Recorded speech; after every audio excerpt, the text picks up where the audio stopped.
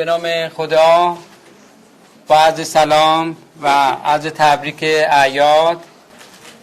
جلسه قبلی در خصوص شارژ شعوری و قبل از اون در خصوص ذهن اشتراکی و تئوری های دیگه‌مون صحبت کردیم.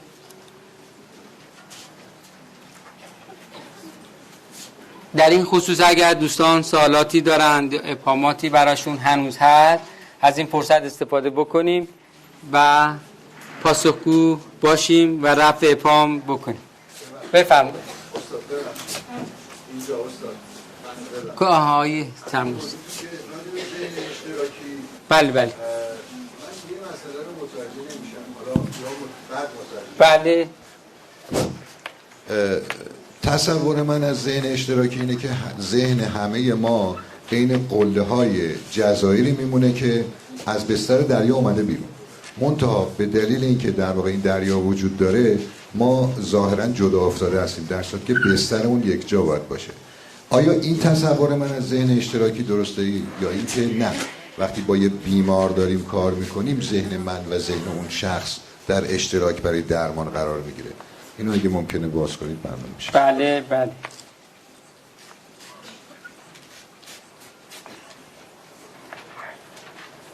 خب این مثال خاطرتون هست یا نه؟ خب در واقع قیاس بکنیم با یک شبکه اینترنتی. خب این شبکه اینترنت ما هست. خب این شبکه اینترنت ما هست و اینها هم کاربران این شبکه. در شبکه اینترنتی کاربران اطلاعات خودشون رو به اشتراک میگذارن.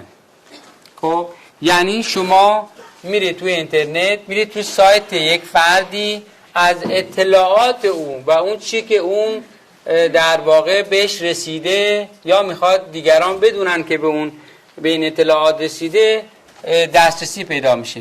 یعنی الان همه کاربران در اطلاعات همدیگه سهیم هستن یا نیستن؟ هستن؟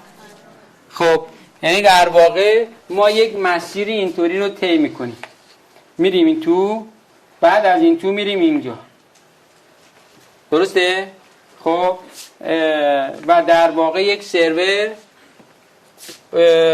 یک شبکه ما رو حمایت میکنه که این لینک رو انجام بده، ولی خودمون مستقیما اینطوری نمیتونیم بریم داخل، باید بریم از اونجا این کار رو انجام بدیم. این دو تا کاربرد داره. یک کاربرد اینه که ما با همدیگه، خب، و کاربرد دیگه نه اینکه من با شما کاری ندارم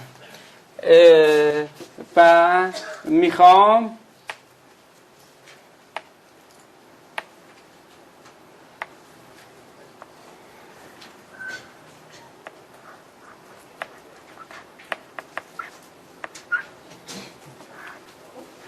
میخوام در واقع با بخش آگاهی هستی در ارتباط قرار بگیرم.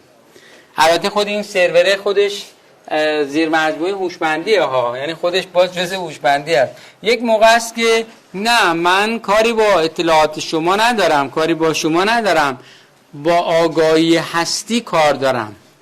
همونی که اومدیم گفتیم ما در ارتباط قرار بگیریم به منزله این که ما سنسورهای فراذهنی شما رو اکتیو کنیم، در واقع هوش باطنی رو اکتیوش کنیم، در واقع بصیرت رو اکتیو کنیم بدون اینکه شما چیزی میدونستین.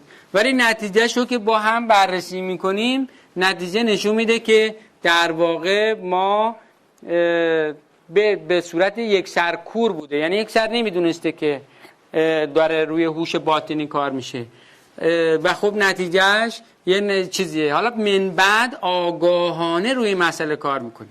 یعنی شما که حالا متوجه شدین جریان چیه، چه قراری، چرا باید اینجور بشه، هدف این بود که میگفتیم برید تو ارتباط چیه، چرا شما رو تشویق میکردیم شما برید بشینید تو ارتباط کارتون نباشه. خب یعنی در واقع مثل همون فردی که میره روی تخت دندون پزشکی دراز میکشه دیگه، بقیهش خب اون فقط دهانشو باید باز کنه، بقیهش با دندان پزشکشه. خب بنابراین یک بخش از قضیه یک دریافت آگاهی است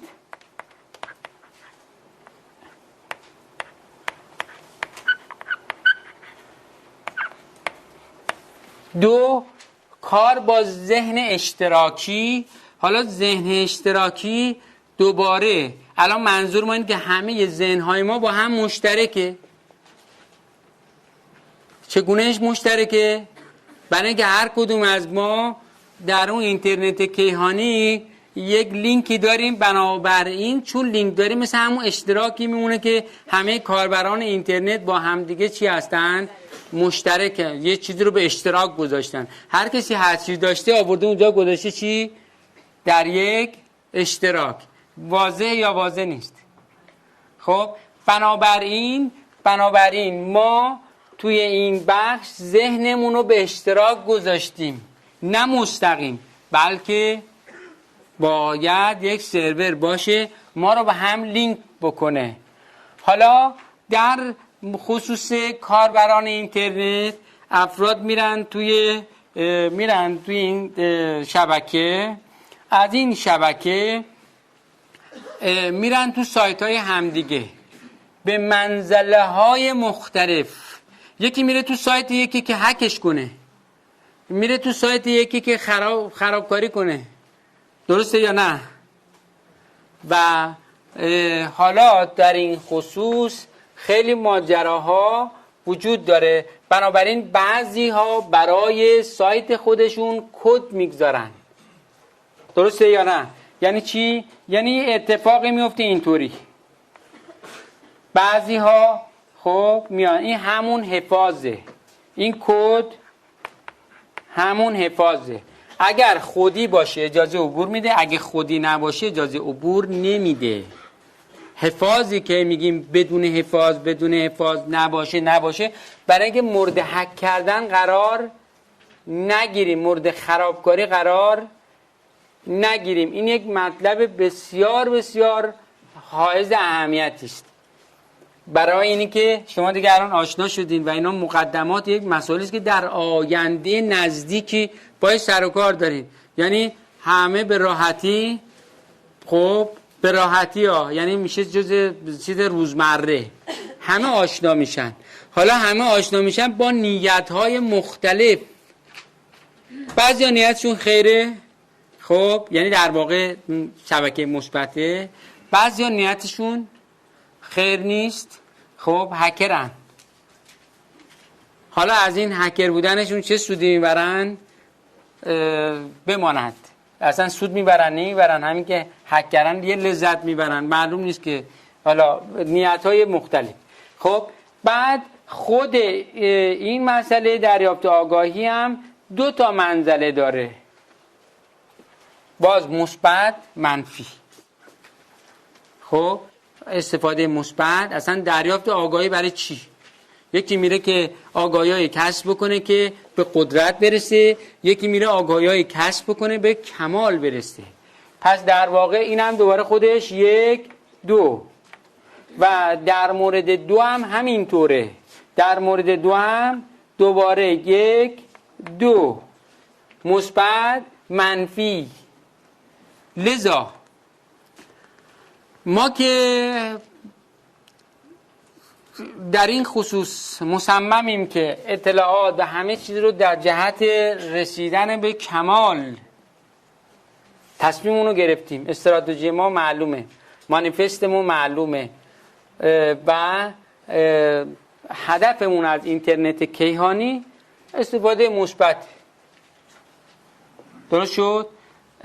اما از اون ور قضیه بحث حفاظت سایتمون، یعنی حفاظت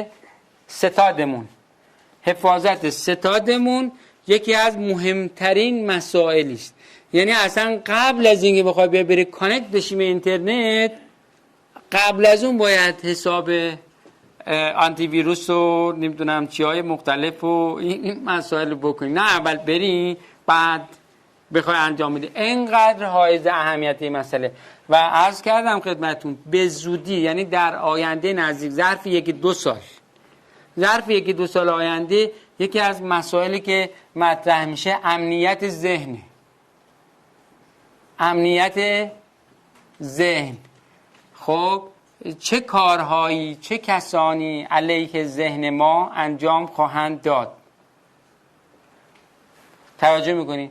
چه مطلع باشید چه نباشید، چه بدونیم چه ندونیم، چه هیچ کدوم از اینا نیست. کسی ندونه از دو طرف، از یه طرف، از بالاخره نمیشه. اینی که نمیدونه دلیلی بر چیز نیست. خیلی از ماها، خیلی از افراد شما میدونید که اصلا خبر از چیزی ندارن، بعد یه دفعه میبینن در معرض یک ماجراهایی خب قرار گرفتن و دیگه خودتون در این زمینه متوجه هستید که با جریانایی مثل طلسم، مثل چی، اونها در معرض یک نابسامانی های قرار گرفتن و خب حالا نابسامانی های ذهنی یکی از متداول ترین های این قضیه است. لذا کسب اطلاعات و تجهیز چیزی است که ظرف 1-2 سال دیگه بسیار بسیار بسیار اجباری و الزامی میشه. یعنی یک تحولی که حالا در پیشه و اجتناب ناپذیر هم هست. خب بنابراین این دوتا ماجرا به این صورته. لذا منظور از ذهن اشتراکی خب این ماجراست که همه ما یک من جمعی داریم، یک من جمعی در اینترنت داریم. یعنی در واقع همه کاربران اینترنت یک من جمعی دارن، دو چیز دیگه، که میتونه به هر جایی از این مجموعه خودش متصل بشه، حالا به هر منظوری. درست شد یا نه؟ بعضی ها ممکنه از موضوع ذهن اشتراکی بحث تلپاتی و این حرفا رو در واقع نتیجه بگیرن یا فکر بکنن و من عرض کردم خدمتتون قبلا هم دوستانی در این خصوص کاملا برداشت بد داشتن و از جمله مثلا کسانی میگن که ما با شما مناظره کردیم، با شما صحبت کردیم، با شما میگم چجوری یا میگیم چطوری، مجموع میگن که آره ما در ذهن اشتراکی به شما گفتیم که اینجوری اینجوری اینجوری. میگیم اصلا همچین چیزی مفهوم نداره و شما در واقع تازه چیز تلپاتی هم این نیست. خب ارساله پیامی بعد من بهت پیام دادم، خب و حالا به این شکل اصلا مفهومی نداره. دقت میکنید؟ اما در خصوص اون چه که تعریف میکنیم، چه به صورت یک طرفه چه به صورت دو طرفه، فعلا این مسئله یک اصلاحه، یک کار مثبته و به صورت یک طرفه یا دو طرفه چی انجام میشه؟ چند نفر از شما دوستان انجام دادید، نتیجه گرفتین تا این تاریخ؟ خب ببینید در واقع آمار جالبی است و نشون میده که همچین اینترنتی هست، اینترنت کیهانی هست و همچین کاربرد مثبتی میشه ازش داشت. اما همینجا بدونین که در واقع جریان مقابل شما هم وجود داره. اصولا در این حلقه که هستیم حلقه تضاده، یعنی هر چیزی خوبش هست بعدش هم هست. حالا همین کاری و حرکتی رو که شما انجام دادید و نتیجه مثبت ازش گرفتید، عده‌ای به منزله دیگری ازش استفاده میکنن و دنبال میکنن. این برای اثبات اون ماجراست که اگر کسی فکر میکنه که مثلا اونا مثلا خرافاته، بدونین که در واقع اگر شما نتیجه گرفتین، بدونین که دقیقاً 180 درجه نقطه مقابل شما هم وجود داره. چند نفر نتیجه گرفتن؟ این بار دیگه آمار بگیریم. خب ببینید تقریباً شاید بیش از 95%. بنابراین دیگه شک نکنید که در مقابل شما هم استفاده منفی هست. بنابراین حفاظ رو بسیار بسیار جدی بگیرید. یکی از مسائلی که هست، ممکنه در آگاهی‌ها به شما چیزایی رو نشون میدن، حلقه هایی رو، چیزایی رو نشون میدن بعد بگم بیا. هدف اینه که شما رو بکشونن بدون حفاظ. رفتی اون تو لینکی بدون حفاظ، از همونجا فرصت است برای هک شدن.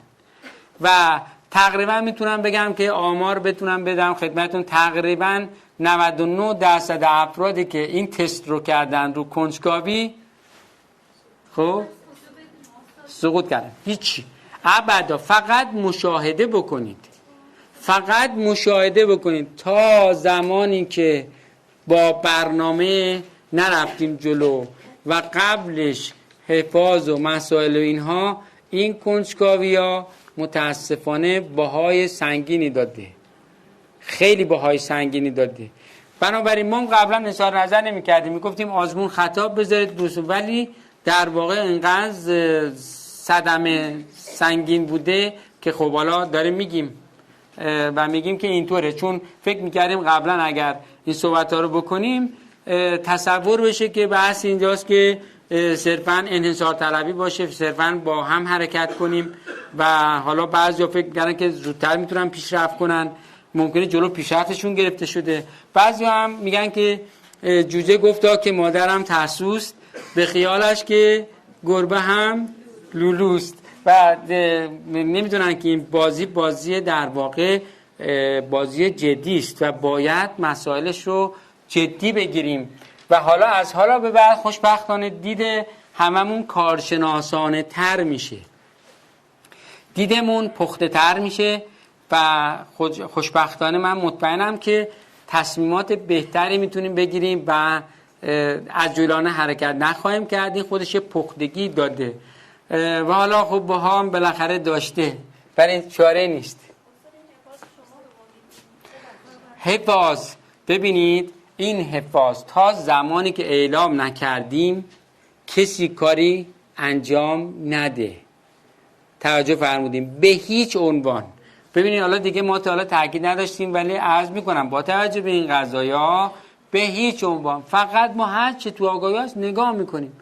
و الان من روی شکلم نشون میدم که هدف از این ارتباطات اکتیو کردن، فعال کردن سنسورهای فراذهنی است، همون عاملی که هوش باطنی رو اکتیو میکنه، فعال میکنه و در مورد انسان فعال نیست. یعنی در واقع انسان 50% مغزش اصلا تعطیله، اصلا تعطیله. از اون 50% هم در واقع 1 میلیونمش هم استفاده نمیکنه. حالا در دنیای علم مثلا میگن که ما از 10% مغزمون استفاده میکنیم، ولی دنیای علم اگه اینو میگه به خاطر اینکه یه چیزایی رو خبر نداره که ما قراره چی دریافت کنیم و از اون چی داریم دریافت میکنیم. یعنی یک بی‌نهایتم.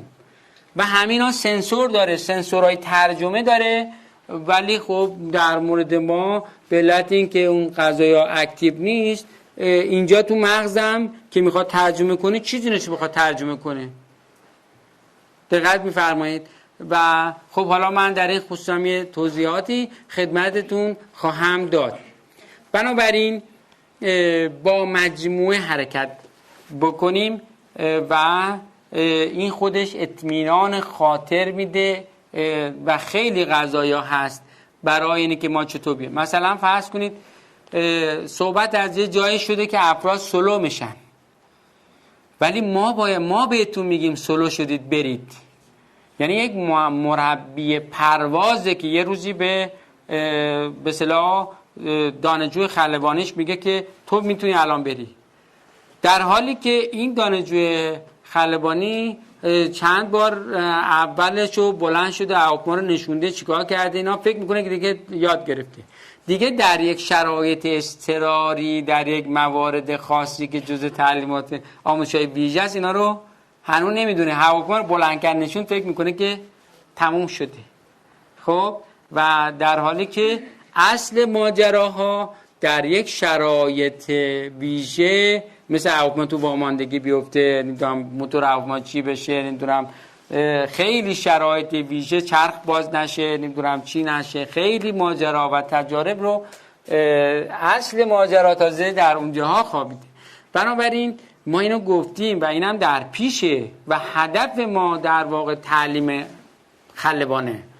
هدف ما تعلیم کسیست که مستقل پرواز کنن، هیچ کسی به هیچ کسی هم وابستگی نباشه. این افتخار در واقع این مجموعه است که بتونه خلبان خوب تعلیم بده و افتخار بکنه، بگه که ببینید یه امیر پرواز میکنه. همون ماجرایی که در بالا هم بوده، در بالا این بود دیگه، در واقع به ملائکه گفتم ببینید من اینو چیز میکنم میفرستمش بره خودش بره دور بزنه اسفل سافلین، دوباره خودشو به ما برسونه. نگاه کنین برو. بعد ما اومدیم اسفل سافلین نمیدونم چی کلی ماجرا رو داریم طی میکنیم، بازم داریم خودمون رو میرسونیم. میگن ببین این آشش. خب مثل پدر مادری باشن میگن که ببین بچه‌مو الان میفرستم شهرستان، میره گلینشو عذاب میکشه بیرون، دوباره برمیگرده. حالا اگه این نتونه مأموریت رو انجام بده، خودش تنهایی بره شهرستان رو برگرده، یعنی هنوز به پدر مادرش وابسته است. بنابراین استقلال، مستقل شدن یکی از لازمه های کمال هست و هر سیستمی در واقع اگر صحبت از کمال بکنه باید افراد مستقلی رو بتونه تعلیم بده، هر کسی خودش بتونه تجزیه تحلیل بکنه، حق و باطل رو از هم تشخیص بده، گلیمش عذاب بکشه بیرون، نمیدونم شرایط توی دریافته ها همه اینا رو بتونه خودش به تنهایی تجزیه تحلیل بکنه، به کسی خب وابسته نباشه، چون همیشه مربی بغل دستش نیست، همیشه دسترسی نداره. بنابراین هیچکی نباید روی حساب کسی دیگه ای، باید هر کسی بتونه در اسرع وقت رو پای خودش بیسته.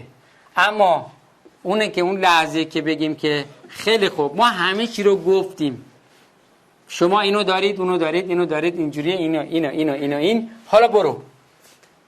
اون لحظه که پدر مادر به بچهشون حالا یا دختر یا پسر میگن خب حالا برو تا اینجا تنها برگرد، حتما میدونن که یه چیزایی رو آموزش دادن که حالا میگن برو. اگر آموزش نداده بودن که هیچ وقت اجازه نمیدادن، چون میدونن که در واقع چقدر خطر سر راه قرار داره. بنابراین یه جایی ما هم باید مطمئن باشیم که همه چی رو گفتیم، همه چی تمومه.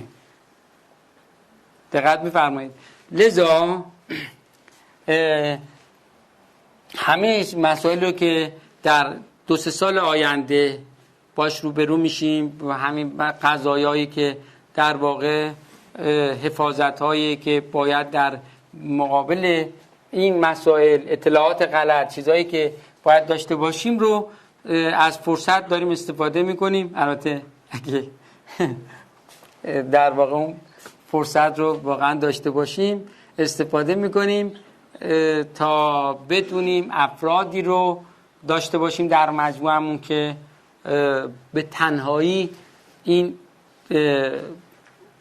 دریافت‌ها و این چیزها رو انجام بدن و این باعث افتخار مجموعه ما خواهد بود. بنابراین هیچ انحصار طلبی نیست، فقط باید به اون مراتب خودش حرکت رو انجام بده. خب این در این خصوص نمیدونم توضیح کامل بود یا هنوز جای بفرمایید.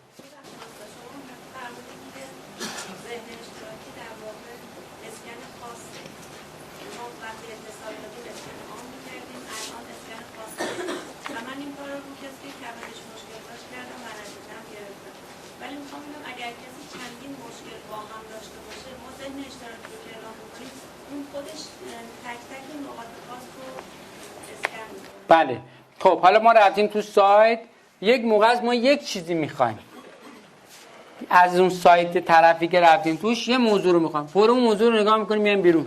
حالا اون صدها مطلب داره، ما اصلا بقیه‌اش رو نگاه نمیکنیم، اون چیزی رو که دنبالشیم داریم سرچ میکنیم خب اونو نگاه میکنیم دیگه، بقیه‌اش رو نگاه نمیکنیم. مثلا میریم تو چیز یک موضوع خاصی رو داریم سرچ میکنیم، میدونی چقدر مطلب تو سایت های مختلف هست، همه رو که سرچ نمی کنیم که اونی که مد نظرمونه.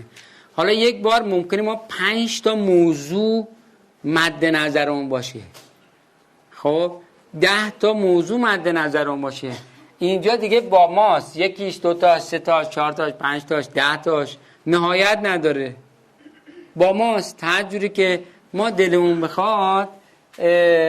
در این رابطه میتونیم از این امکان الهی استفاده بکنیم و در واقع عرض کردم منتها فراموش نکنیم این جریان همون مثال پدری است که مثال زدم، میخواد بره خونه خاله، این بچه‌شو گذاشته بغل دستش، میگه بابا جون تو به من بگو من کدوم وری برم، من برم. منظورش چیه؟ خودش که بلده. منظورش می‌بینی بچه مثلا 3-4 سالش خونه خاله رو بلده، خونه عمه رو بلده، یه جوری اونم به بازی بگیره، از این میونه راه رشد این بچه رو چیکار کنه؟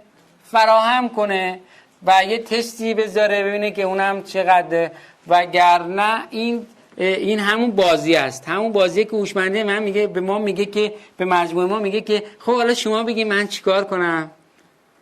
خب خودش که میدونست که روز اول از ما تست کردیم که خودش بهتر از ما و دقیق‌تر از ما بلده، ولی الان میگه که خب حالا بیام ببینم که اینم پروسس که باید پشت سر بگذاریم، یعنی اون بچه‌م اینو باید پشت سر بذاره تا بیاد و رشد بکنه و به یک مطالبی برسه که بعداً میرسه و خودش که بزرگ شد میفهمه که اون روز باباش میگه باریکلا بچه باهوش من و فلانی حرفا، به میدونه که اون روز در واقع وین بازی کرده که حالا تو به من بگو و در واقع امکان رشد فراهم کرده.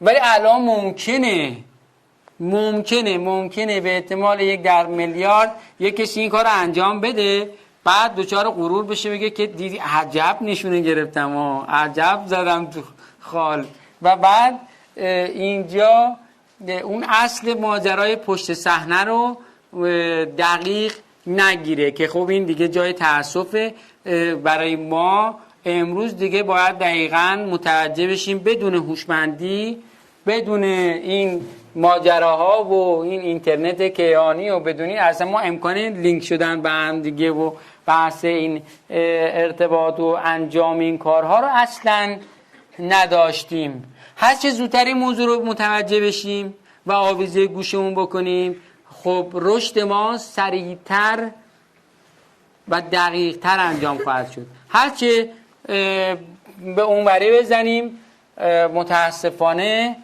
به جای اینکه پیشرفت کنیم پسرفت میکنیم، حتی اگر ظاهرا کارهای هم انجام بدیم. ولی ما تا امروز ندیدیم، شما هم دقت بکنید، ندیدیم که کسی یه ذره چی میگن تلو بخوره به جایی برسه. اصلا محال، ممکنه، غیر ممکنه. بنابراین هیچ راهی نیست که الا اینه که دقیق متوجه بشیم و امانتداری بکنیم. در امانتداری رشد هست. ولی اگه بخوایم بیایم و حرفای از خودمون بزنیم، خودمون رو خواستیم مطرح بکنیم، دیگه رشدی نخواهد بود. اینو مطمئن باشید. برید عده‌ای رو ببینید که خواستن خودشون رو مطرح بکنن، ببینید به کجا رسیدن. این کارو حتما بکنید، این کارو حتما، این بررسی ها رو انجام بدید و ببینید که نه اینطور نیست. ممکنه یک خودی های نشون بدن، خودی نشون بدن، ولی اصلا رشدی در حرکتشون نیست و نخواهد.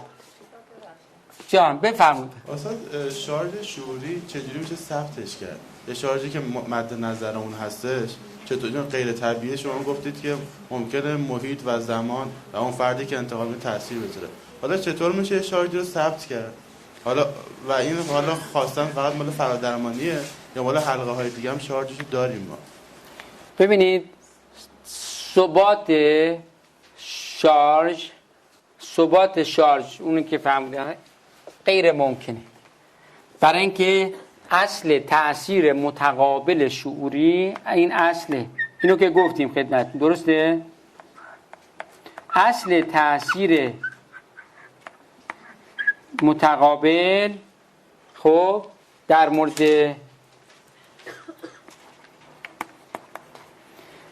در این خصوص همواره در تحت تأثیره، یعنی هیچ وقت نمیشه که این منقطع بشه. دقت فرمودین، این هیچ وقت نمیشه منقطع بشه، همواره تحت تأثیره و هر لحظه این مکان تحت تأثیر چیز شعوری است که داره میگیره و اینه که اینجا 40 ساله، 50 ساله، 60 ساله، 30 ساله، 10 ساله، 1 ساله، چه مدتی است که در این محل میان برای کسب علم و دانش. فضای اینجا با فضای هر جای دیگری فرق میکنه. دقت بکنید، فضای لطیفتری داره نسبت به نمیدونم یه جایی مثل فرزند یه قمارخونه، خب یا یه جای دیگه که به منزله دیگری در اون میرن. بنابراین تثبیت غیر ممکنه.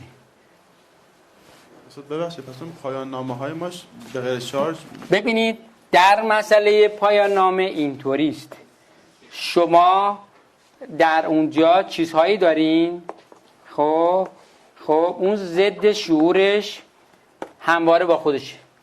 یعنی شما رفتین توی یه جای دیگه ای توجه میکنید، بحث این شعور و ضد شعور یه ماجرای دیگر است که انشالله ترم 9 با اون برخورد میکنید، محور وجودی اینا رو برخورد میکنید. شعور و ضد شعور اینه، مثلا یک شعری که 700 سال پیش گفته شده، یه قرن پیش، نمیدونم 10 قرن قبل، همواره ضد شعورش تا ابدیت ثابته.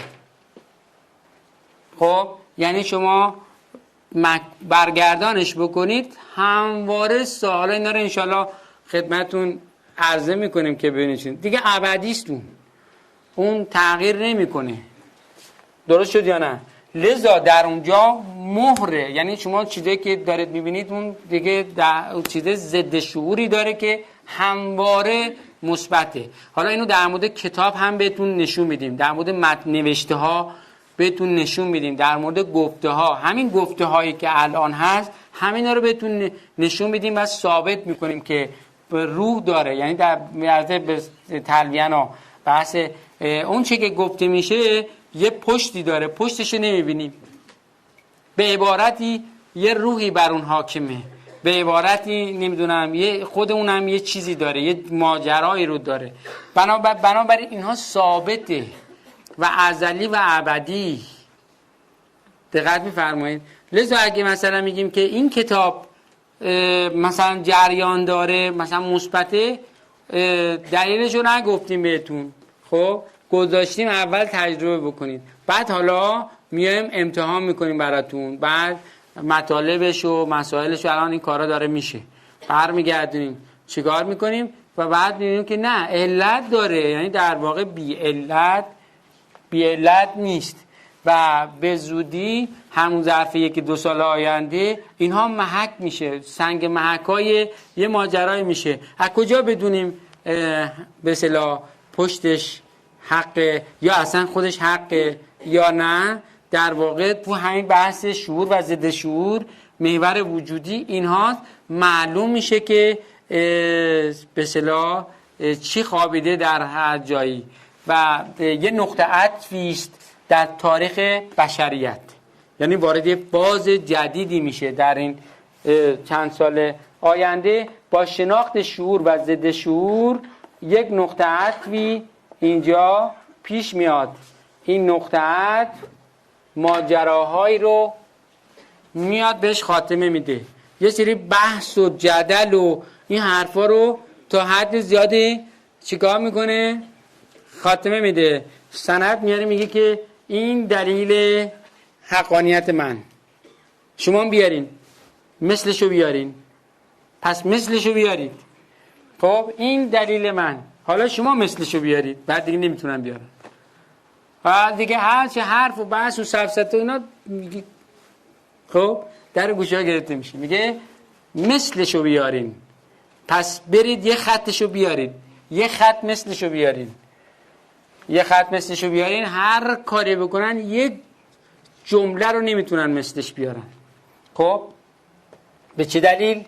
به دلیل همون ضد شعورش. هر چی بیارن منفیه، هر چی چیز میگن منفیه. حالا میخواد یه خط باشه، میخواد 10 خط باشه، میخواد 100 خط باشه، میخواد یک کتاب باشه، میخواد هر چی میخواد باشه. خب اینه، یعنی در واقع یکی از بزرگترین نقطه عطفای تاریخ بشریت که در پیشه بحث شعور و ضد شعور و بحث محور وجودی. جانم بفهم. سلام بخیر. اگر امکان داشته باشه مثلا در مورد شارژی که برای خوراکی انجام میشه، حالا اون داستانایی که داره مثلا به شارژ خوراکی پیام سوار میشه یا نمیشه، یا اینکه حالا یه سری مشکلات مثلا اون رفع بشه تو ذهن خودمون در مورد شارژ شوری. در مورد شارژ شوری این که خب روی خوراکی انواع اون خب مثلا پیام میشه گذاشت نمیشه گذاشت، یا فقط شارژی که انجام میشه این داستانی که شارژ میشه داده میشه، یا مثلا میشه پیام روش گذاشت یا چرا دیگه. ببینید توضیح دادیم خدمتتون و اینو با داروی هومیوپاتی هم من خدمتتون یه قیاسی کردم. خب شما میتونید که در واقع یک بار این شارژی که هست چیز باشه، کلی باشه، یعنی شامل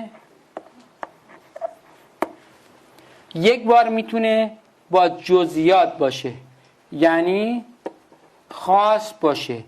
مثلا شما میتونید اینو برای مورد معده خب در واقع شارژ شعوری بکنید.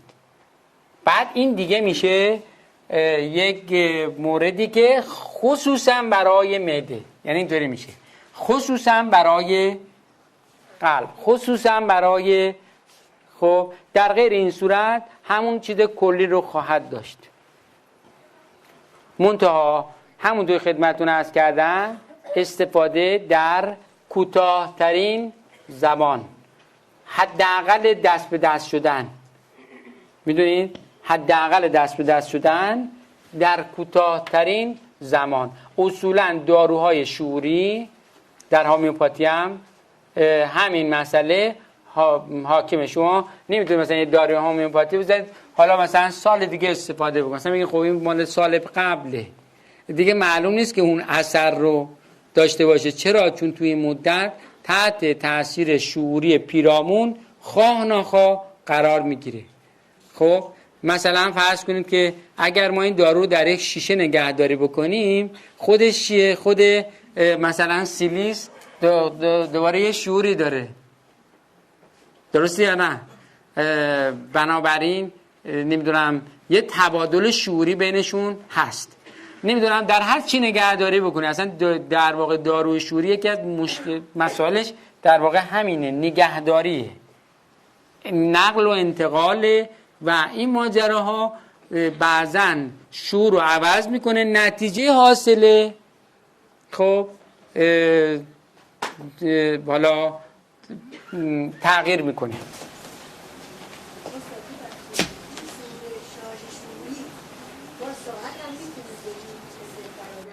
ببینید در مورد شارژ شعوری روی غذا اینا که ساعت نیاز نیست، یعنی اون غذا ساعت رو تعیین میکنه کی بهش رسیده، اون خوراکی کی بهش برسه اون زمان اونجا تعیین میشه و نیازی به ساعت نداره. ببینید نه ببینید در به اصطلاح اینم ساعت نیست، چون در واقع ممکنه در اون زمان این مسئله تحقق پیدا نکنه. خب بعد نوع چیز عوض بشه، ولی بهتر اینه که در واقع راه دورش همزمان باشه که معلوم باشه که چی هست چطوریه، نه اینکه اشکال پیش بیاد اثر نخواهد کرد. یعنی مشکل این مسئله اینه که اثری ظاهر نمیشه، این نیست که ساید افکت چیزی داشته باشه. استاد سوالم اینه، ببخشید جلسه دوم فرمودین که ذهن شکل قیافه رو از ژن میگیره و این در قالب فیزیکی متجلی میشه. بله. خواهشاً یه مقدار توضیح بدین و رابطه‌ش رو با منقولیسم هم بیان بکن. بله. عرض کنم خدمتتون که خب میدونید انسان ها در واقع به تعداد شکلای متفاوتی دارن، مگر اینکه حالا دو قلو باشن یا مثلا در آینده شبیه سازی و اینها ما رو شبیه هم بکنه. یکی از دلایل تفاوت شکل ما خب در واقع این در بین همین موجودات یه مقداری چیز دیگه، در موجودات ممکنه که از نظر رنگ و اینا تنوع پیش بیاد اما شکل کلیشون یکسانه. در این خصوص ذهن یکی از چیزهایی رو که میگیره و پیاده میکنه در مورد مورفولوژی، در مورد قیافه ماست که اینو استخراج میکنه و پیاده میکنه. اگر به هر دلیلی ارتباط ذهن و مغز قطع بشه، توجه فرمودین، ارتباط ذهن، اینو اگه بگیریم در واقع ذهن و اینو بگیریم مغز، این ارتباط بخشیش، چون اینجا مغز در واقع از آنتن‌های متعدد تشکیل شده. خب اینا دیش‌های مختلفیه. خب یعنی در واقع در بخش کورتکس، البته اینها آنتن‌های متعددی است که بخش‌های مختلفی از ذهن رو ترجمه می‌کنن. خب هر دیشی یک ماجرایی رو از ذهن و روان، خب از ذهن و روان ترجمه میکنن.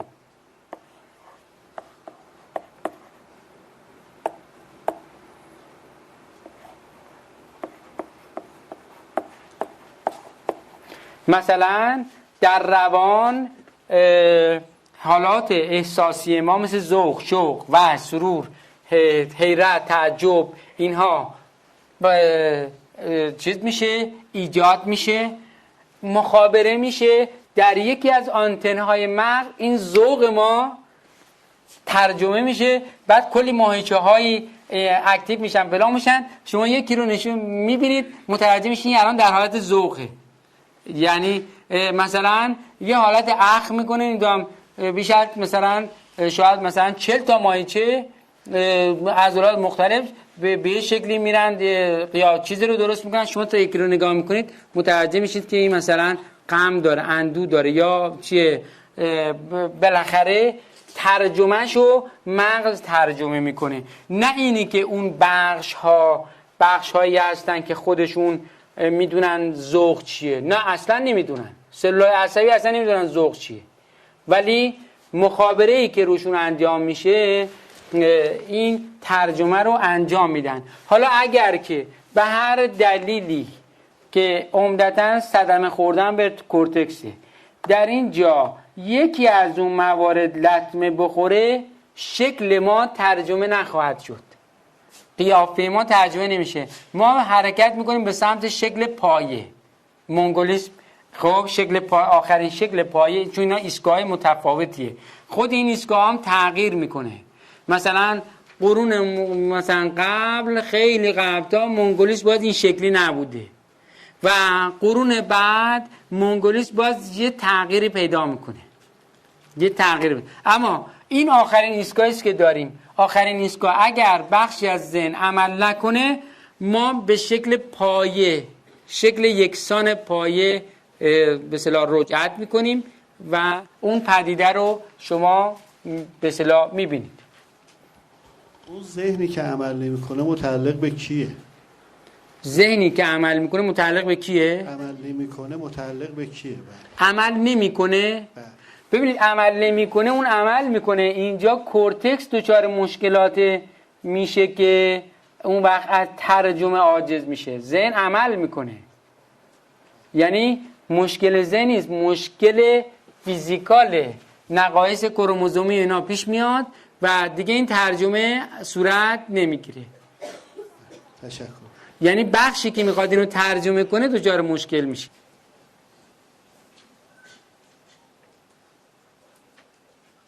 ذهن اشتراکی میتونه ارتباطی با من معنوی داشته باشه؟ خیر، اصلا ذهن اشتراکی اصلا یک ماجراست.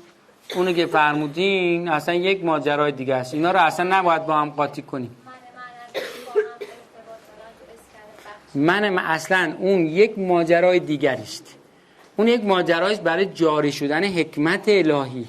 همون ما رو اینجا الان مقابل هم قرار داده.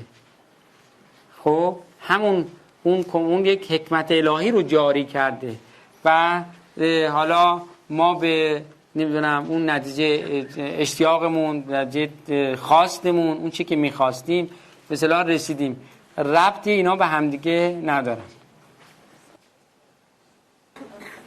جان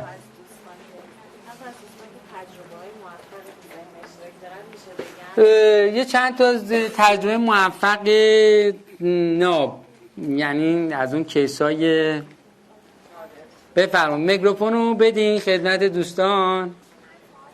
بله سوال یا کیس؟ یکی دو تا کیس رو تقاضا شده به عنوان نمونه بشنویم. من این مطالب بگم خدمتتون، فرصت بعدی دوباره سوالا رو دنبال کنیم.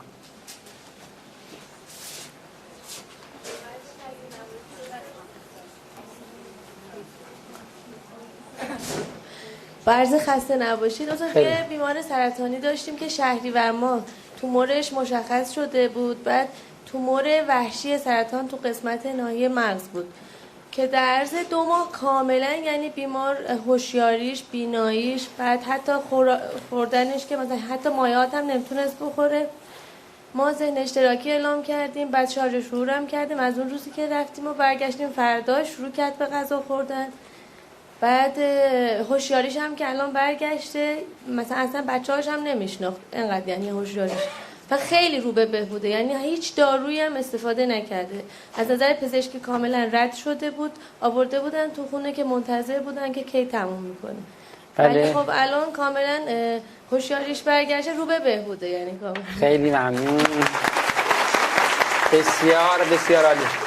فقط دوستان فراموش نکنن باز هم مدارک پزشکی، خب چون هم برای همایشی که در پیشه خودتونم انشالله حضور خواهید داشت، برای بررسی های علمیش، هم برای تحقیقات کمیته پزشکیمون، هم برای چاپ در ویژه‌نامه طب کلنگر که دیگه از اینجا از این به بعد انشالله مرتباً هر چی میدونم حتی اگه بتونیم هر 1-2 ماه، چون تعداد نمونه ها بسیار زیاده و این نمونه ها رو کمیته پزشکی انتخاب میکنن. اولینش هم در دست تهیه است با 10 تا کیس آماده، از جمله ترمیم مخچه، رفع انسداد عروق کرونر قلب، مدولوبلاستوما، MS و حالا چندین کیس دیگه. عرض کنم خدمتتون که دوستان این مدارک رو به کمیته پزشکیمون تحویل بدن، حالا به هر کدوم از دوستان مجموع بدن، ما در اختیارشون قرار میدیم برای همون بررسی هایی که انشالله خودتون هم در اون شرکت خواهید داشت. خب یه مورد دیگه هم بله بفهم. سلام. دقیقاً این همین کسی که الان نشون گفتم برای منم پیش اومده بود، طوری که اوایل فروردین که ایشون حالش خیلی بد شد، بعد وسطا ببخشید فروردین کاملا حالشون خوب بود، یعنی 2 تا اسکن کردن گفتن که یک دونه سلول سرطانی هم وجود نداره.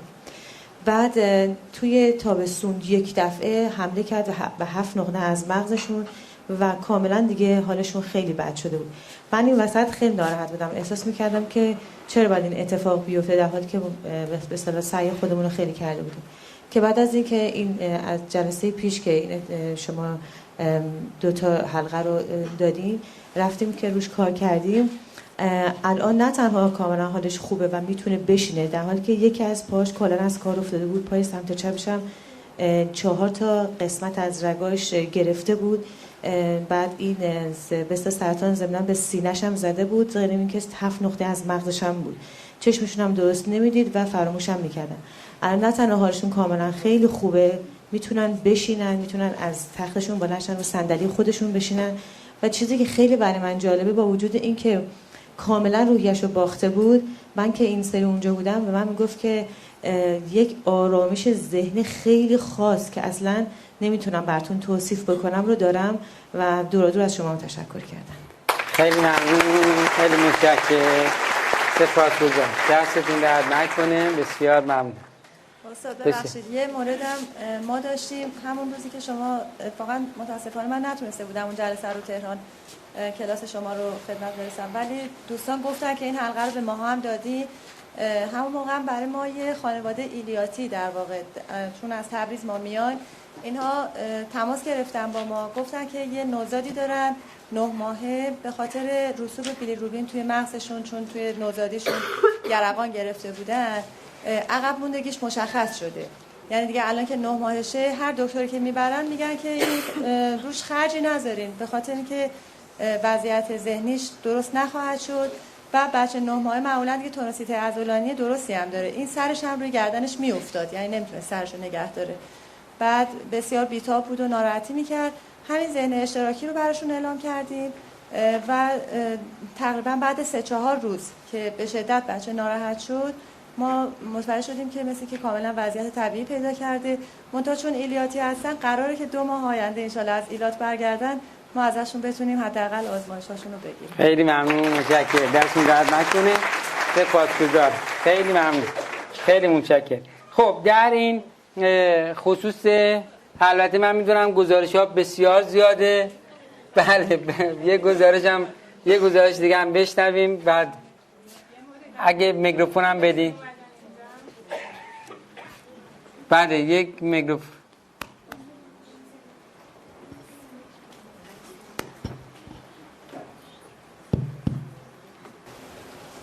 سلام استاد، ببخشید مزاحمتون شدم. یک موردم که خودشون هم اینجا هستن بیماری سرطان داشتن، 6 ماه هم دکترها گفته بودن که زنده میمونه. خودش هم اینجاست، خجالت میکشه خودش بلند شه. بلند شه همه ببینن خودش.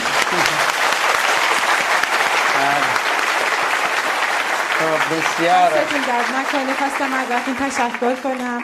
خودش هم سرطان لوزالمعده بودش. بله خیلی خیلی ممنون و متشکرم. بله آخرین گزارش جناب آقای رضوی الان پیش من هست و خب خدا رو شکر میکنیم. بسیار عالی، بسیار عالی. به هر صورت میگم میدونم که گزارش ها بسیار زیاده و انشالله در فرصت مناسب بتونیم این گزارش ها رو به اصطلاح داشته باشیم به منزله در واقع کمک به پیشرفت علم و دانش، نه حالا به منزله اینه که بگیم خب این کارو کردیم اون کارو کردیم، به منزله کمک به واقعا هزاران هزار نفری که در واقع دیگه ناامید هستن از پیگیری وضعیت درمانی خودشون و کاملا ناامید شدن و خب حالا واقعا یک فرصتی است که شما به مدد اون شعور الهی بتونید براشون کاری انجام بدید و زندگی دوباره بهشون بدید و توجه بفرمایید که این زندگی دوباره فرق میکنه با زندگی که قبل بوده. یعنی دیگه این افراد دیگه در این فرصتی که پیش میاد مسلماً دچار تحولات بزرگی میشن عمدتاً، حالا تا اینجا که من تجربه دارم، و خود این تحول دوباره برای یک جامعه میتونه خیلی ثمربخش و موثر باشه. خب در خصوص با جانم جان کسایی که توی این مجموعه هستن فرادرمانی کار نمی‌کنن، فقط از بینش با دیگران کار می‌کنن، حقوقشون از بین میره؟ خیر، ببینید موضوع حفاظ حلقه ارتباطی به اینه که کار بشه، کار بکنیم نکنیم نداره. این مسئله ممارستی و تمرینی نیست که مثلا ممکن شما 10 سال اصلا زیست زمینی رو کار نکنید بعد 10 سال دوباره عین روز چیزی نیست که مثل اینه که مثلا شما اصلا نرید توی سایتی بازدید بکنید یا نیان تو سایتتون، دلیل نداره که سایت شما از بین بره. نه، به اصطلاح به این صورت نیست، فقط اون چیزایی رو که اطلاع دارید و میدونید. نه، این مسئله به اصطلاح به این شکل نیست. ولی خب بهتره که ما صرفاً تماشاچی نباشیم، یعنی واقعا یک فرصت خیلی خوبی رو از دست میدیم و بهتره که واقعا از فرصت و زمان استفاده بکنیم. هر چه بیشتر و بهتر در این جریان قرار بگیریم، این جریان به دردمون خواهد خورد، هم خودمون هم اطرافیانمون هم جامعه همه. بفرمایید. ببخشید برای شارژ شعوری خب می‌خواستم ببینم که خیلی از دوستان مجموعه دارن میگن که برای دفاعی هم میتونن چنین شارژی رو بکنن، درسته یا نه؟ ببینید در خصوص مسئله دفاعی و اون چیزایی که ویروس‌های غیر ارگانیک جداگانه انشاءالله در دوره سایمنتولوژی اونجا بررسی‌های خواهیم کرد، اونو با این قاطی نکنیم. الان این مسئله رو صرفاً در قالب فرادرمانی نگاش بکنیم، تجربهش رو تکمیل بکنیم تا در اونجا توضیحاتی که لازمه قبل از اینکه بخواد نمیدونم هیچ کاری بشه که نمیدونم ناشیانه باشه یا ناآگاهانه باشه، اونجا کامل توضیح بدیم، تشریح بکنیم، چیزهای لازم داره استارت بزنیم، خب که ازش استفاده بکنیم. عملاً ببینید، عملاً این ماجرا ارتباطی به گفتیم به بحث ویروس‌های غیر ارگانیک نداره. شما صرفاً دارید روی مشکلات خب به اصطلاح که راجبشون صحبت کردیم دارین کار میکنید. ویروس‌های غیر ارگانیک جداست، توضیحات جدا داره، استارت‌های جدایی داره. انشاءالله در اون خصوص خدمتتون خواهیم بود. ببخشید استاد، ببخشید که یه کسی که توی مرتب توی حلقه نشستش و خیلی تاثیرای خوب هم گرفتش، خیلی از مثلا مشکلات بعد از 3-4 روز برون ریزی حل شده بود، الان دوباره برگشته همون حالت ها، هر هفته تکرار میشه. حالا ببینید در خصوص برگشت میدونید یا با نمودارها مطابقت داره یا نه اصلا دوباره شد مثل اول و تمام. دقت میکنید علیرغم که کار میکنید اونا دیگه نتیجه نداره و یک بار در واقع بهبود پیدا شده و حالا اصلا این کاملا رها شده. ولی یک موقع نه، ببینیم که از نمودارها یادتون هست که دیگه نمودارها اینا رو که انشالله فراموش نکردین دیگه.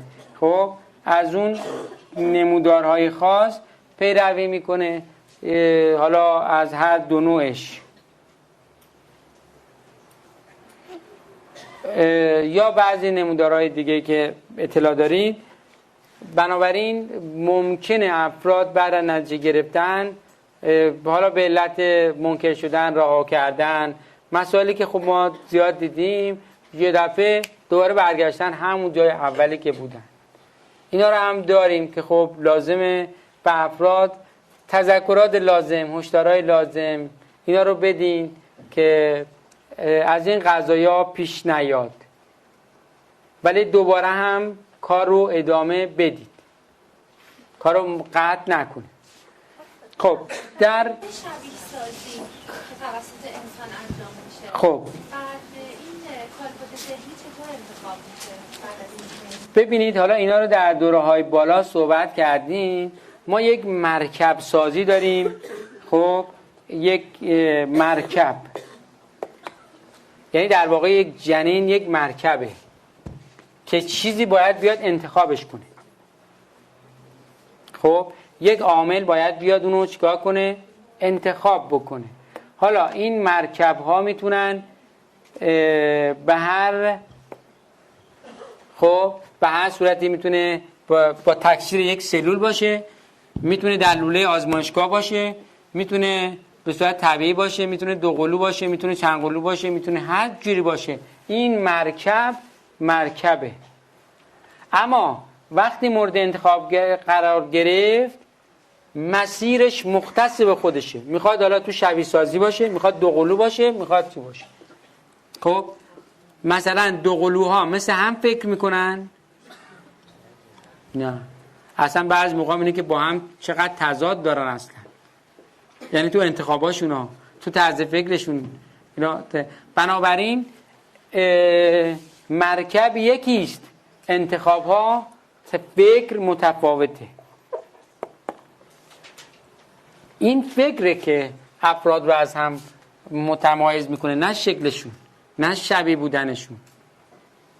درست شد؟ توسط انسان درست نشده. توسط انسان راه تکثیر سلول فراهم شده. خب حالا راه تکثیر یعنی یک سلول چون اطلاعات تو خودش داره دوباره میتونه یه نفر رو مثل من درست کنه. حالا این کار شده و این کار نه اینکه انسان درست کرده باشه، انسان تونسته راه تکثیر یک سلول رو پیدا کنه، فراهم کنه و بعد تکثیر سلولی داشته باشه. درست شد؟ اما حالا این محصول جدید مثل خودش فکر میکنه، اصلا فکر شبیه اون نیست، بنابراین هیچ خطری برای بشر نداره. اون تصوری که میشه میگن که خب یه آدم بدجنس رو بیان تکثیرش کنم تو اصلا اینجوری نیست که.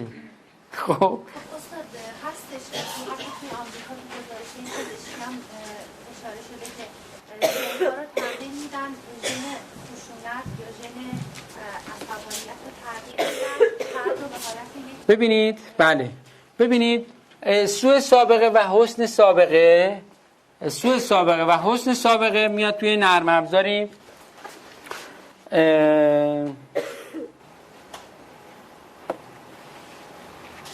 ببینید یک نوزاد که متولد میشه ببینید که محصول چند تا برنامه است. خب از اینجا نرم افزار فطرت که من ضد کمال و من کمالجو، دو تا از این هاست. خب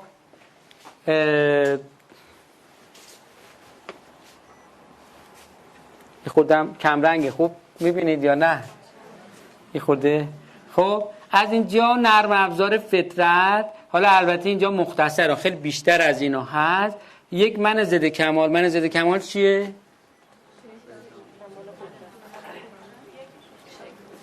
خب فجوره ها، تقوا ها. خب این پس این چیه؟ خب بگذاریم. خب در واقع دو بخشی است که شبکه مثبت کجاست؟ شبکه منفی کجاست؟ خب اینا. خب در واقع نرم افزاری عمل میکنن، مثل یک کامپیوتری که خودش با خودش شطرنج بازی بکنه. خب میتونه خودش با خودش بازی بکنه و هر دوتا یعنی کاملا دوتا بخش متضاد و تو خودش برنامه ریزی داره. خب حالا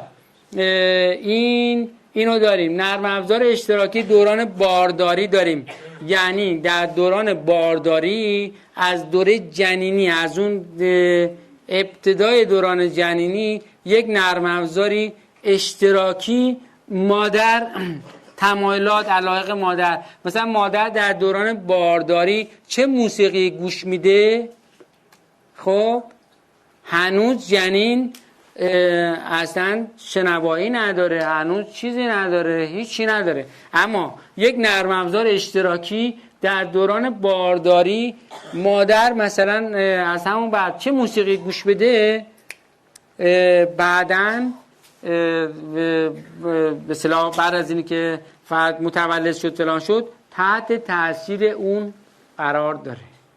مثلا فرض کنید که در دوران بارداری مثلا بچه‌های دوران جنگ و اونایی که در دوران جنگ به اصطلاح مادرانشون باردار شدن، وحشت بوده، ترس بوده، چی بوده، اینا همه اینجا از این طریق انتقال پیدا میکنه به یک من برنامه ریزی شده داریم، یه من برنامه پذیر داریم. خب من برنامه ریزی شده محصول این نرم افزار فطرت هست، نرم افزار اشتراکی دوران بارداری هست. عرض کنم خدمت شما نرم افزار غریزه یا فانکشنال. مثلا بچه متولد بشه حتما گریه میکنه، این فانکشناله. خب حالا یک جوریش هم میتونیم بگیم غریزی. خب یعنی این فانکشنش ایجاد میکنه گوش نشد گریه کنه. خب عمل کردیه و بر اساس عمل کرد برنامه ریزی شده. هنوز چی از دنیا نمیدونه ولی یک سری مسائل عمل کردی خودشو میدونه چجوری باید اعلام کنه، برنامه ریزی شده. نمیدونم نرم افزار نهاد خودش تابع سری اصوله: اصل تمایل به لذت، اصل دوری از درد، اصل حصول نتیجه در کوتاه‌ترین زمان، اصل عطف به خود، اصل کنجکاوی، اصل چی؟ اصل یه سری اصول حاکمه بر ما. حالا شدت و ضعف داره. شما می‌بینید یک بچه نوزاد هنوز در دنیا چی نمیدونه، حسودتره، یکی کمتر حسوده. خب بعدن که عجولتره یکی کمتره، یکی اصلا دوتا نوزاد خب مثل همونطوری که دیگه میدونید نیستن.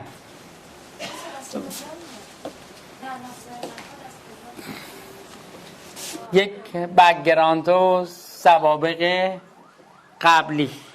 خب از همونجا که این مرکب مورد انتخاب قرار گرفته. خب و عرض کنم خدمتتون که اینجا نرم افزار روح، خب همونه که احساس در اینجا کارش احساس گم شدگی میده. خب احساس این که یه چیزی گم کردی و همونی که به مسائل تاریخ انقضا میده. دست به هر چی میرسه یه مدتی باش شادی، بعد از یه مدتی پوچ میشه، احساس میکنی نه این نیست، باید دنبال چیز دیگه بگردی. اگه این نبود ما اصلا پویایی حرکت نداشتیم.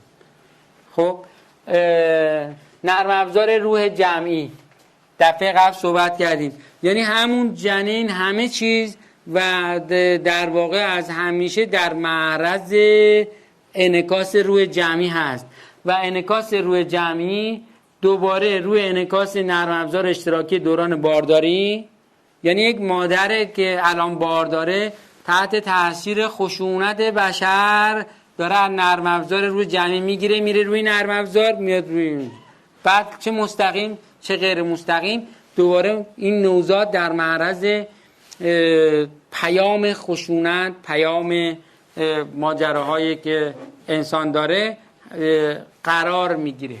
بعد ناخودآگاه جمعی، این نوزاد متولد میشه نمیدونه تاریکی چیه ترس چیه، ولی از تاریکی میترسه، از تنهایی میترسه، هنوز نمیدونه تنهایی چیه، نمیدونم اینا چیه. خب حالا بازم خیلی چیزای دیگه که به اصطلاح یک من برنامه ریزی شده و مقابلش یک من برنامه پذیر که دیگه اینا رو ما برنامه ریزی میکنیم. این دوتا تقابل این دوتا اینا میاد و شخصیت رو درست میکنن. این دوتا حالا این من برنامه پذیر چقدر چیزای دیگه میاد روی اون کار میکنه و حالا ماحصل این قضایا شخصیت، بعد میاد چیزای دیگه مسائل دیگه رو رقم میزنه. حالا همه اینها نرم افزارها سوار مرکبه، مرکب کاری نیست. دنیای علم اینا رو هنوز خیلی بهش اشراف نداره. بعد اینو داشتیم میگفتیم که این نرم افزار ژن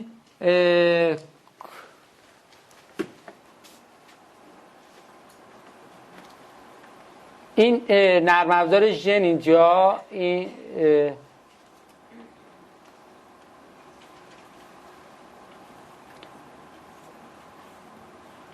نرم افزار ژن حالا این نرم افزار ژن حسن سابقه و سوء سابقه رو حسن سابقه و سوء سابقه رو انتقال میده. مثلا نسل قبلی خشونت داشته، این خشونت رو میاد چیکار میکنه؟ میاد انتقال میده. نقش قبلی انسان‌های با محبتی بودن، به نوعی خلاصه اینها حسن سابقه سوء سابقه به نوعی اثرات شیمیایی فیزیکی اونا میذاره دیگه. مثلا این نسلی که خشونت داره استرس رو قلبشون هم هست، نمیدونم این آثار فیزیکی و شیمیایی اینا رو انتقال میده. مثلا نسل آرامشی داشتن طول عمرشون زیاده، خب بنابراین ژن طول عمر رو چیکار میکنه؟ انتقال میده. حالا الان ما میایم دستکاری میکنیم، یعنی میایم و یک به اصطلاح با دستکاریایی یه چیزی رو میدیم که میخوایم. یعنی چی؟ یعنی من برنامه ریزی شده رو اینجا رو ما دستکاری میکنیم. اما این آخر ماجرا نیست. مثلا شما فرض کنید که شما فکر میکنید که مثلا بچه آل کاپون، خب مثلا یک گانگستر بسیار معروف، فکر میکنید که بچه مثلا آل کاپون حتما آل کاپون میشه؟ خب بله نمیشه. ببینید در واقع اصلا نمیتونیم که بیایم بگیم که بچه کی چی میشه. مثلا شما فرض کنید که مشاور هستید، مشاور خانواده، بیان به شما 2 تا خانم به شما مراجعه بکنند با 2 وضعیت مختلف. یکیشون بیاد بگه که مثلا فرض کنیم که 7 تا بچه دارم، شوهرم دیوانه است، سفلیس دارم، خب، و وضع مالی فوق العاده اسفناک و همه این چیزها. یکی دیگه بیاد بگه که من اصلا کسرت خانواده نداریم، همه چی در رفاهه، نمیدونم تحصیل کرده، نمیدونم خانواده چی. شما به عنوان مشاور فتوا میدین کدوم یکی سقط جنین بکنه، کدوم بچه‌شو نگه داره، کدوم. شما چی پیشنهاد میکنید؟ مسلماً اولی رو پیشنهاد میکنید که به اصطلاح حالا اگر قوانین اجازه بده بره سقط بکنه. اگر شما همچین سقطی رو انجام بدید بتهوون رو از بین بردید. و اگر در مورد دوم قضاوت بکنید هیتلر رو به دنیا آوردید. یعنی اون اولی بتهوون بود، دومی هیتلر بود. ببینید اصلا این تغییراتی است که این بازی‌های بچگانه است.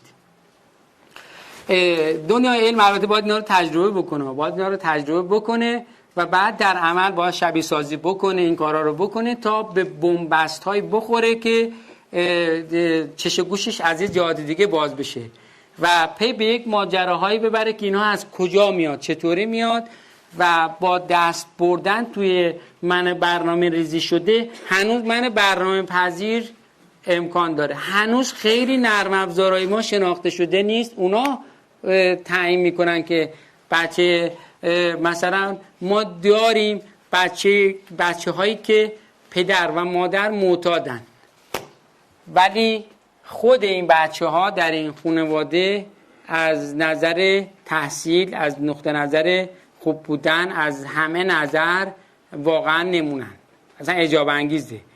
خب لذا نمیشه تعیین کرد از قبل که بچه آلکاپون حتما آلکاپون میشه، بچه نمیدونم کی حتما چی میشه. ممکنه این به خیلی جا برسه، اون اصلا به جای اونی که مطلوب به نظر میرسه اصلا به جایی نرسه. یعنی به جایی نرسه یعنی که تازه نقش منفی هم داشته باشه.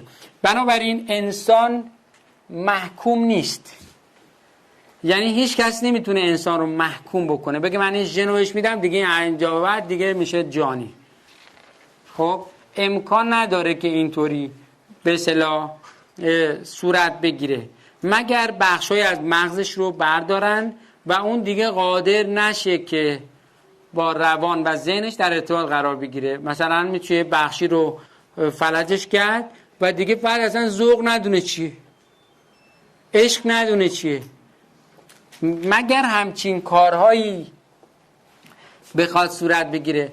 وگرنه تا دنیاست انسان و تحول پذیره و قابلیت این رو داره که صرف نظر از گذشته خودش رو نجات بده و تحول و کمالی رو در مورد خودش پیاده بکنه.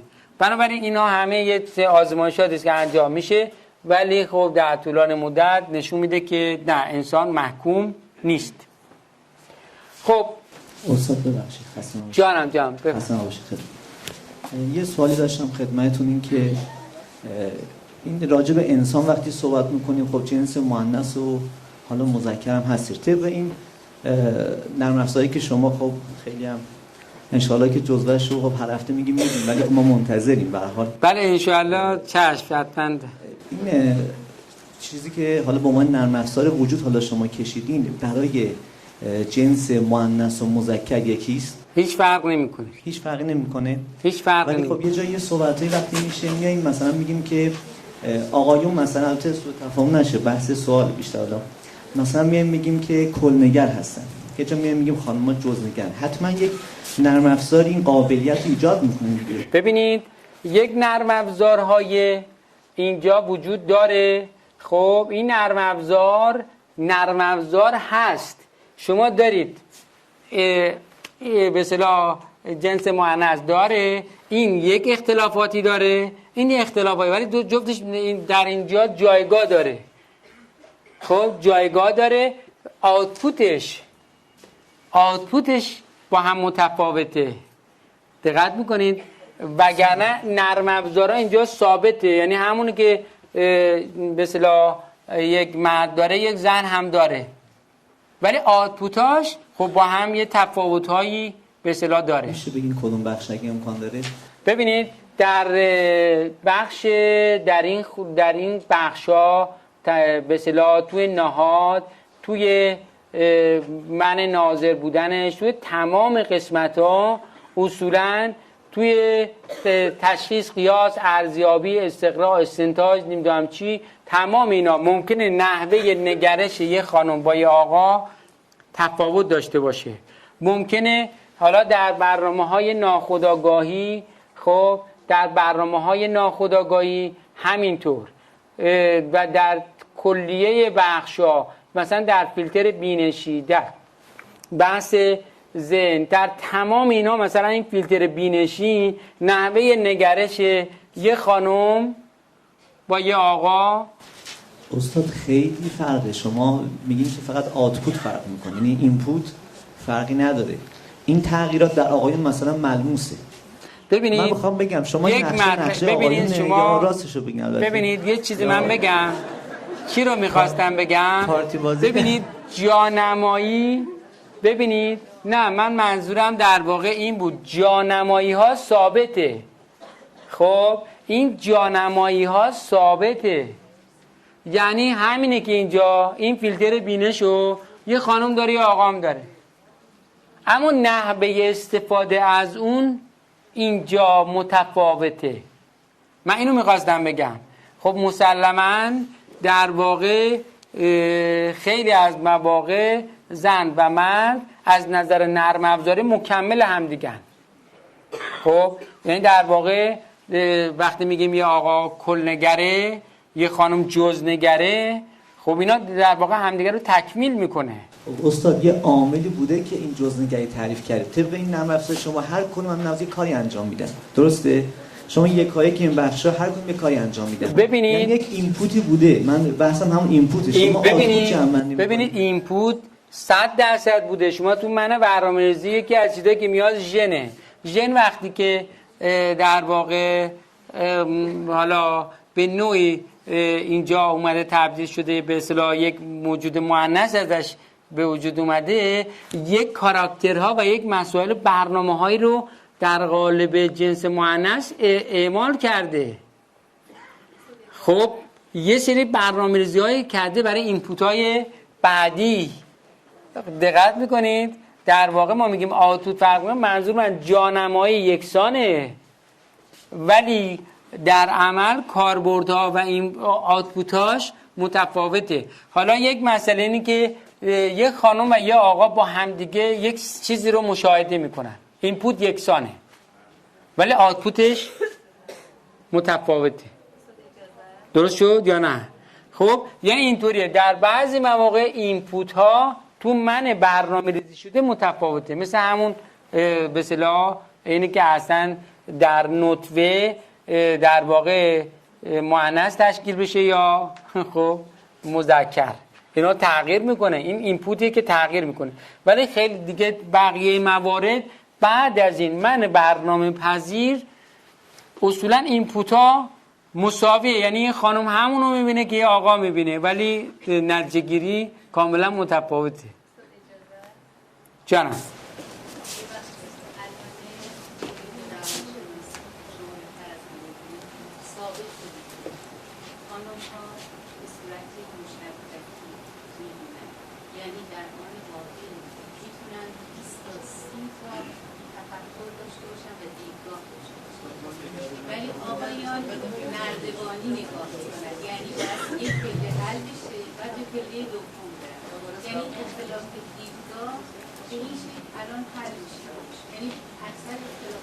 دوباره روشن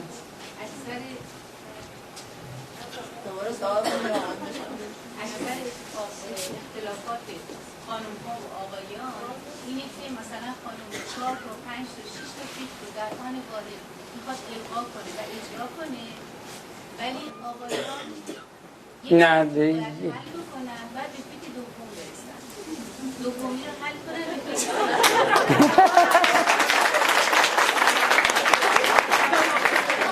حالا من پیشنهاد میدم چون آقایون تعدادشون کمه صداشون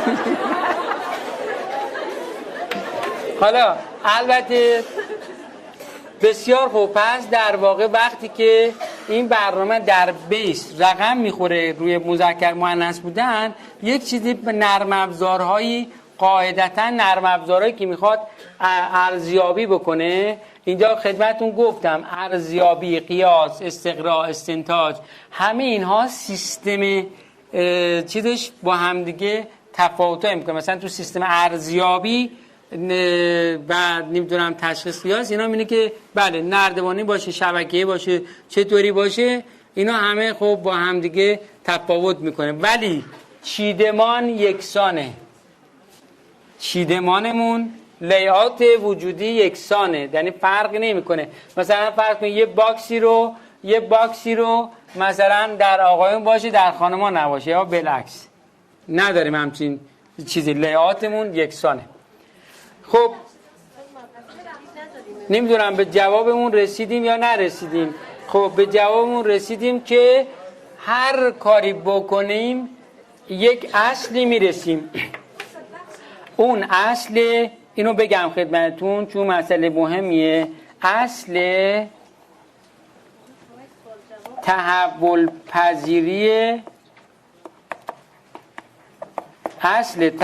پذیری انسان. سوالم این بود که الان مثلا در غرب داره کارایی میشه که مثلا ژن خشونت رو مثلا توی نسل بیارن، حالا یک نسل خشن یاغی چیزی رو به وجود بیارن، بعد دیگه این نسل دیگه میدونه خب یه نسل لجام گسیخته باید بشه و باید رشته کار از دست انسان در بره، ولی اینطور نیست.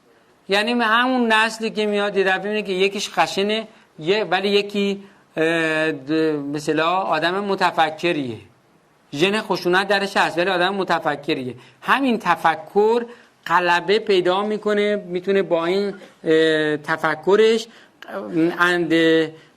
غلبه پیدا بکنه بر بقیه مسائلش و راه کمال خودشو پیدا بکنه. اینه در واقع. خب در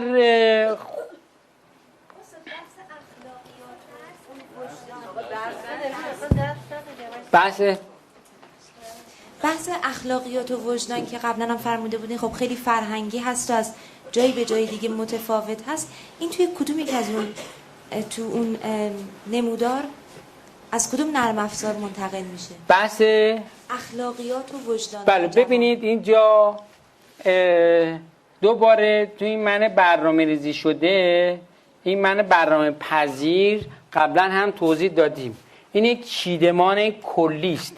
یعنی معنی برنامه پذیر رو که بازش بکنیم، یکی از چیزایی که توش هست وجدانه، برنامه ریزی شده و گفتیم وجدان در ایران با وجدان در آمریکا، در آفریقا، در آسیا، در هر کجایی با همدیگه متفاوته و یکسان نیست. بعضیا ممکنه تصور کنن که وجدان یکسانه، ولی وجدان چیزی است که برنامه ریزی میشه و توی این من برنامه پذیر اونجا به اصطلاح قرار داره و در اونجاست که دیگه این ماجراها، مثلا اخلاق در ایران، اصلا اخلاق در تهران با اخلاق در یه شهرستانی اصلا فرق میکنه.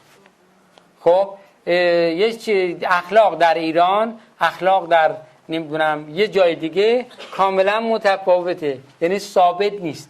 تو من برنامه پذیره یه چیزی که اینجا به اصطلاح ضد اخلاقه، در یه جای دیگه اصلا اسمش ضد اخلاق نیست. درست شد؟ یه نگاه دیگه ای داره بهش. بنابراین همه اینها حالا یک کلیتی اونجا تو من برنامه پذیر دارید میبینید شامل خیلی بخش های دیگه است. خب اینه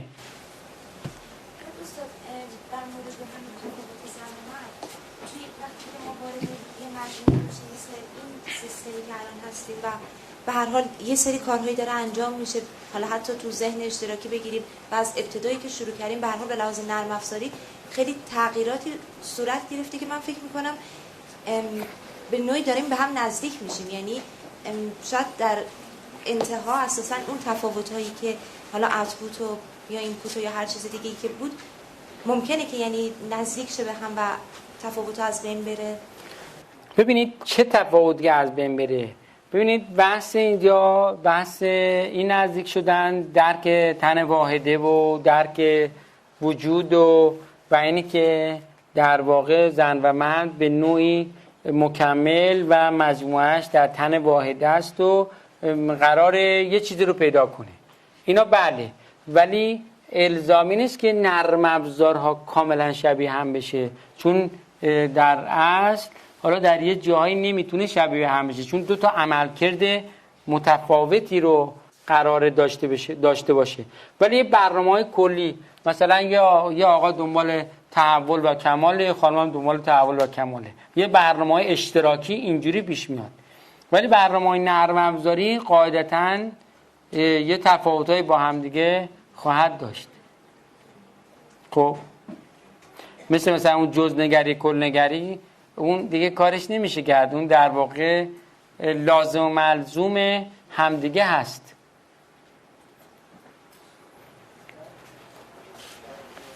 خب نمیدونم جواب گرفته شد یا نشد. نمیدونم، من فکر میکنم یه مقداری هر دو طرف انگار تعدیل میشن به نوعی. ببینید عرض کردم خدمتتون تضاد رو به کاهش میره. چرا؟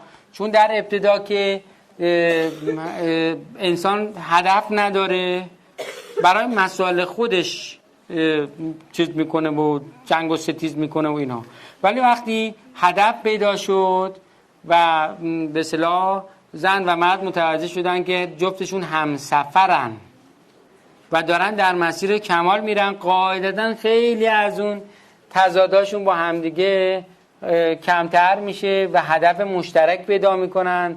نمیدونم خیلی نقطه نظراشون به هم نزدیک میشه. اما یک دیدی مثل دید جزءنگری و کلنگری، این جزء ثابت نرم افزاری وجودی زن و مرد هست. خیلی این قابل تعدیل نباید هم تعدیل پیدا کنه. شما حسابشو بکنید که مثلا یک مرد باید کلیات نگاه بکنه، بعد بیاد تو خونه بخواد جزءنگر باشه، ببینید چه فاجعه میشه. نمیدونم شاید مثلا خانمایی همچین همسرانی داشته باشن، چرا اینجاست، چرا اونجوریه، چرا در گنجه بازه، چرا بدان بعد ببینید که یه جزئیاتی بند میشه که این جزئیات زندگی رو فلج میکنه. من اصلا نباید ببینیم، باید همونجوری بیاد تو خونه باید همونجوری بیاد بشین تو خونه بخوره جزئیات رو فقط ببینه، یه مصیبت بزرگیه. باز هم خیلی تو فرهنگ‌های مختلف متفاوته. یعنی یه بحثی که دیگه امروز خیلی مطرح هست اینه که ما یه بحث جنس داریم، یکی جنسیت که تو انگلیسی دو تا واژه متفاوت براش به کار میره و جنسیت در واقع یه ساخته اجتماعی محسوب میشه. یعنی یه ساخته در واقع یه برساخته اجتماعی فرهنگی محسوب میشه که حقیقتا هم تو جوامع مختلف خیلی تعاریفش متفاوته. یعنی اون نوعی که افراد خودشون رو به عنوان مرد یا زن درک میکنن، یعنی درکی که از مرد یا زن بودن خودشون دارن بسیار متفاوته و این تفاوت بینشی حتی تو بحث فیلتر هم باز تو جوامع مختلف متفاوته. میدونم، ولی تو جوامع مختلف مثلا شما حسابشو بکنید که یه خانمی مثلا یه تفکر خشن کلنگر دائمی داشته باشه و بالعکس یه آقای خیلی لطیف جزءنگر نمیدونم چیزی باشه. ببینید اینا سازگار نیست، اینا نرم افزاری از بیس این باید باشه و برای در واقع یه خانم یک چیزایی در نظر گرفته شده، مثل همون لطافت رفتاری، مثل همون در واقع جزئیات برای خب همه میدونن که خانم ها در کارهای دقیق، خب در کارهایی که مثلا صبر و حوصله بخواد، مثل پرستاری، نمیدونم یه اینجور چیزایی، خب نرم افزارن مناسب ترن خب تا یه آقا. و این مسئله شما آماری هم هست دیگه، شما مثلا آمار بگیرید 100 تا مثلا آقا رو ببرین توی یک اتاقی، حالا پرده داره، فرش داره، یه سری چیزایی داره، بیاریدشون بیرون، بعد ازشون بپرسین خب تو اتاق چی بود؟ اصلا ممکنه مثلا میگه پرده چه رنگ بود، میگه پرده داشت نداشتی، اصلا یاد فرش بود یا موکت بود. خب باید اینطوری باشه، دقت میکنید، باید اینطوری باشه. ولی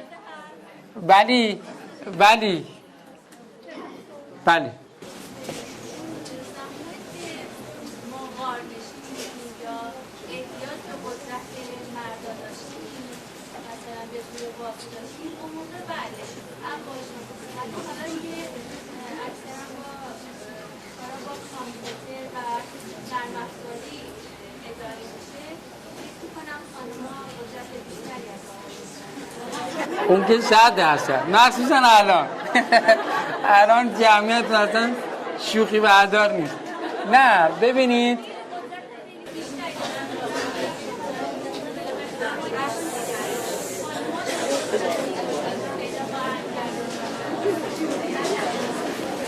حالا به هر صورت ببینید، برای اینکه این امروز رو به سلامت و به خیر بگذرونیم این آقایان گناه دارن از راه دور اومدن. خب ببینید یه تفاوتایی هست که من فکر می‌کنم که در واقع این بحث چیزی باشه. خب دیگه از نقطه نظر قدرت بدنی، از نقطه نظر بعضی چیزا، مثلا شما بیاید به یه خانم 10 میلیون بدین، مثلا بگین که این برای صرف مثلا هزینه‌های 8 ماه 9 ماه 6 ماه آینده است، خب روش برنامه‌ریزی بکن، ماه بعد بیاید این پول نیست. خب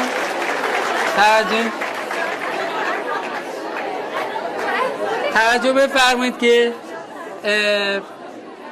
مثلا ببینید اینا مثلا آماری یا حالا به صورت، خب مثلا شما میخواید برید یه مهمونی، بگید که حاضری، میگه چند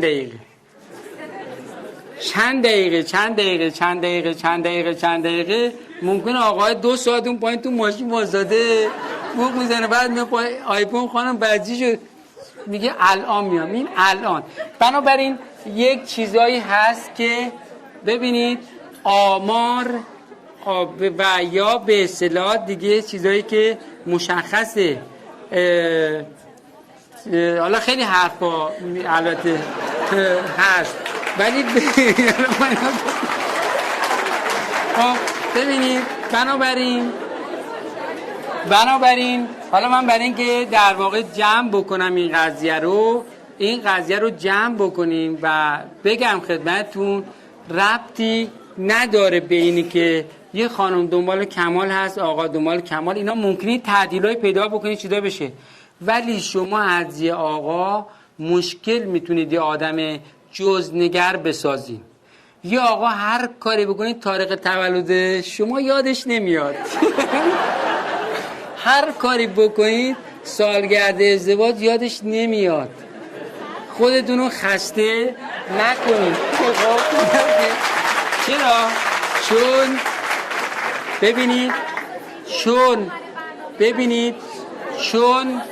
توجه بفرمایید که شما این نرم افزار رو نمیتونید تغییر بدید. البته خیلی خانم‌ها خیلی زحمت کشیدن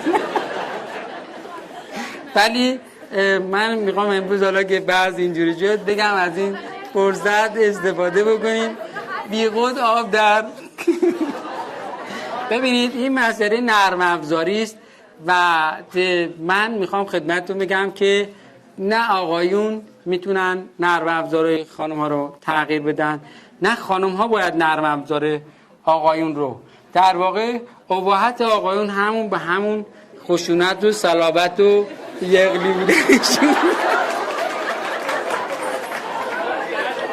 و حسن خانمان به همون ظرافت، نکته بینی، خب و به اصطلاح اون جزنگریشون هست. و خدا رو شکر بکنید که آقایون اون دید جزنگر رو ندارن. تاریخ تولدتون یادش نمیاد، این خیلی حسنه.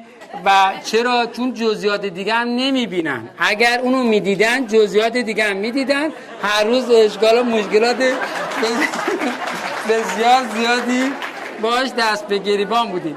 بنابراین حالا یک مسئله که ما رو به هم نزدیک میکنه اینه. ببینید مسئله که خانم ها و آقایان رو به هم نزدیک میکنه اینه. تا زمانی که یه خانم نمیدونه که نرم افزارا یه آقا چطوری نوشته شده، میخواد ببینه که تاریخ تولدش یادش یا نه. بعد که میبینه یادش نمیاد میگه خب حتما منو دوستم نداره. بعد دعوا و مرافعه و بدبختی و فلاکت. ولی وقتی شناخت متوجه میشه که بابا جون این در واقع این مسئله باید اینطور باشه، لذا تضاد کاهش پیدا میکنه، مشکلات کمتر میشه، به هم نزدیکتر میشن. نه اینکه نرم افزار عوض بشه، نرم افزار عوض شدنی نیست. خب ولی درگیری کم میشه. یعنی در واقع شناخت لایه‌های وجودی کمک میکنه به این تفاهم و این نزدیک شدن. و خب اگر این کارو نکنیم هر روز دعوا، مرافعه و مشکلات متعددی هست. خب مثلا میبینیم که خانم میگه که من تغییری نکردم، آقای نه بابا میگه خوب نگاه کن ببین. بعد از 2 ساعت بالاخره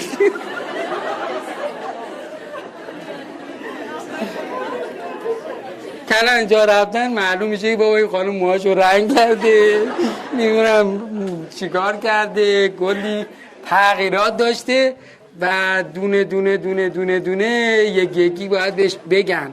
خب این در واقع همینه.